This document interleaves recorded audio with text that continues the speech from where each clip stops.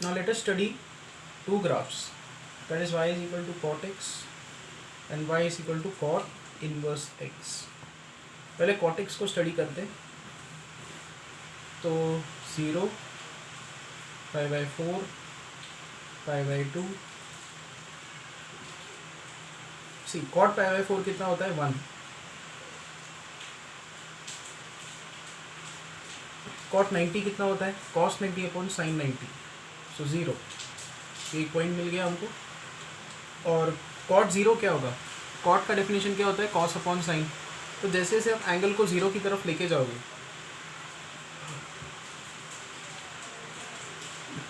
x को जैसे जैसे आप 0 की तरफ लेके जाओगे फर्स्ट क्वाड्रेंट में, ठीक है, ये 1 होगा और ये ऑलमोस्ट 0 होगा, तो इन्फिनिटी, पॉजिटिव इन्फिनिटी.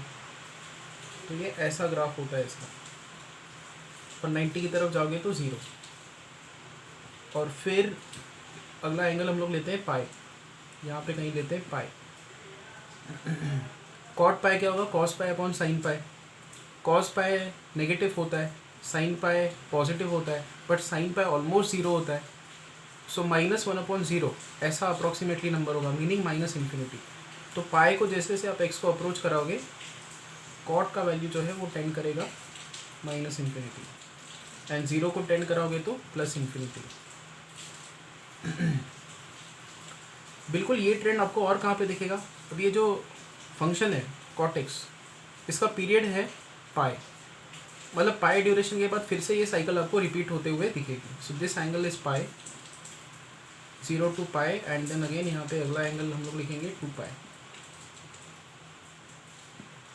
पाई के जैसे ही आप आगे निकलोगे, x को आप पाई के आगे लेके जाओगे, जस्ट पाई के आगे, तो आप कौन से क्वाड्रेंट में जा रहे हो? थर्ड क्वाड्रेंट में. थर्ड क्वाड्रेंट में कॉट क्या होता है? पॉजिटिव होता है. और पाई के करीब इन्फिनिट उसकी वैल्यू होती है. तो यहाँ पे ऐसा ट्रेंड आपको दिखेगा. जो पाई बाई 2 पे था वो आपको 3 पाई बाई 2 पे मिलेगा. So the same graph you get like this.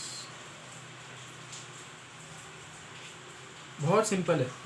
आप क्या करो, हर क्वाड्रेंट में एंगल्स लेते हुए जाओ और cot x की वैल्यूज प्लॉट करो इन एंगल्स के आसपास में. जैसे पाई, 2 पाई, 0, इसके आसपास में cot के जो वैल्यूज़ हैं वो होंगे इन्फिनिट. पाई के जस्ट पहले होगा माइनस इन्फिनिट, पाई के जस्ट बाद में होगा प्लस इन्फिनिट. ठीक है, तो ऐसे ग्राफ्स ये रन होते जाएंगे. तो जो ट्रेंड पाई पे दिखा अब दिखेगा आपको माइनस पाई पे. तो माइनस पाई पे आपको ऐसा फिर से ग्राफ मिलेगा.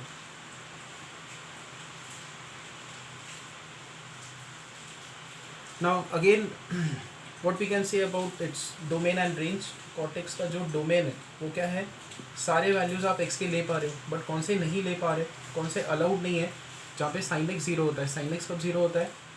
n times pi, n multiple of pi. Multiple of pi पे साइन डिफाइंड नहीं होता, मतलब sin x 0 होता है, मतलब cot डिफाइंड नहीं होगा. So this is the domain. And इसका रेंज क्या है? इसका रेंज है माइनस इन्फिनिटी से प्लस इन्फिनिटी. रेंज मतलब y के वैल्यूज़, y माइनस इन्फिनिटी से प्लस इन्फिनिटी सब वेरी कर रहा है, सारे वैल्यूज ले रहा है. So real numbers, this how it will be. Next, ये तो हो गया cot x का डोमेन है रेंज. अब क्या है कि ये मैनी वन फंक्शन है, हमको इसको 1-1 फंक्शन बनाना है ताकि इसका हम लोग इन्वर्स निकाल सके.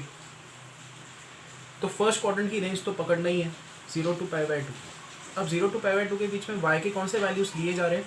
0 से इन्फिनिट कवर हो गया, बट हमको एक और क्वाड्रेंट लेना पड़ेगा ताकि 0 से माइनस इन्फिनिट भी कवर हो. तो पाई बाई 2 से लेकर पाई, ये हम लोग रेंज पकड़ लेंगे.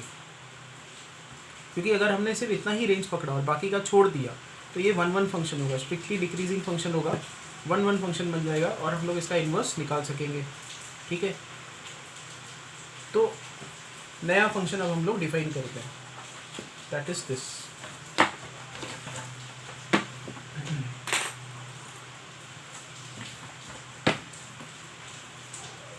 फिर cut short the domain of cot x. So ये है पाई बाई 2 और ये है pi. This are the graph is.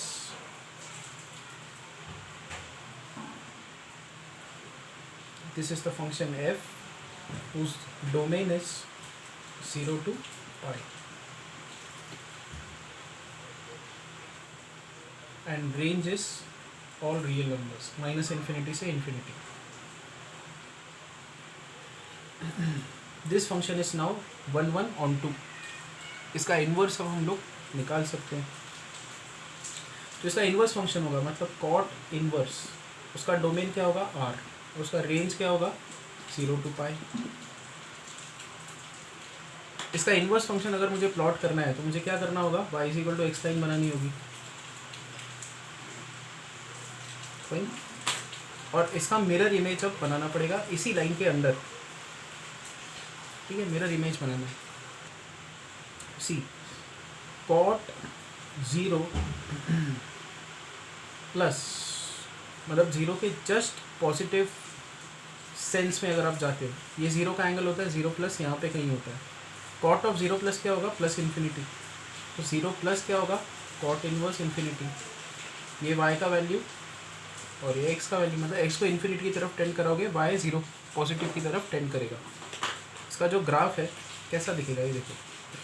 एक तो ये पॉइंट हमारे पास मिल गया, कौन सा, x is infinity, y is 0 plus. As x tends to infinity y will tend to 0 plus. Now cot of pi, this is minus infinity. Pi negative, मतलब जैसे जैसे आप पाई को अप्रोच करोगे जो वैल्यू है वो माइनस इन्फिनिटी को टेंड करेगी. तो pi negative is cot inverse minus infinity. तो ये x का वैल्यू और ये y का वैल्यू ये अपने पास आ गया. तो x is minus infinity, y is pi minus.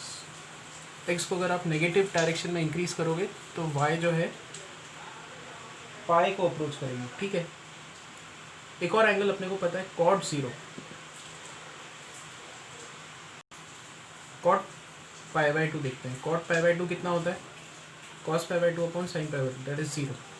तो π/2 इज कॉट इनवर्स 0. ठीक है. तो x ये y ये, x इज 0, y इज π/2. तो 3 इंपॉर्टेंट पॉइंट्स हमारे पास आ गए, रेफरेंस पॉइंट्स. x का वैल्यू, हम लोग कॉट इनवर्स की बात कर रहे हैं. कॉट इनवर्स के 3 पॉइंट्स आ गए, x is 0, y is π/2, x tends to minus infinity, y tends to pi minus. Pi को टच करने की कोशिश करेगा y. और एक और पॉइंट हमारे पास आ गया ये, x tends to infinity, y tends to 0. बहुत इजी हो गया अब इसको प्लॉट करना. इन तीनों पॉइंट्स को पकड़ के हम चलेंगे. पहले ये वाला सिंपल वाला पॉइंट प्लॉट करेंगे, 0 to π/2, x is 0, y is π/2. तो when x is 0, y is π/2. एक पॉइंट आ गया. तो हमारे पास ये इन्फॉर्मेशन आ गई, as x tends to infinity, y tends to 0 positive. x को जैसे जैसे बढ़ाओगे y जो है वो इन्फिनिटी की तरफ टेंड करेगा, सॉरी 0 की तरफ टेंड करेगा, as x tends to infinity. And एक और पॉइंट है, as x tends to minus infinity, y tends to pi. ऐसे, क्योंकि यहाँ पे π/2 है तो यहाँ पे पाई होगा. तो as x tends to minus infinity, y tends to pi. ये रहा, हमने ये पॉइंट प्लॉट किया, as x tends to minus infinity, y tends to pi. तो ऑलमोस्ट मिरर इमेज जैसे दिख रहा है. देखो ये ब्लैक कलर का जो ग्राफ है वो कॉट x का है. इसको मैं शेड कर देता हूँ, ये वाला ग्राफ देखो.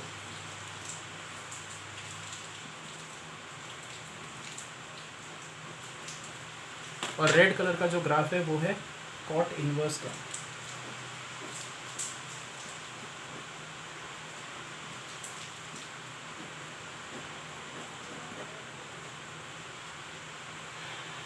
Both are mirror images of each other.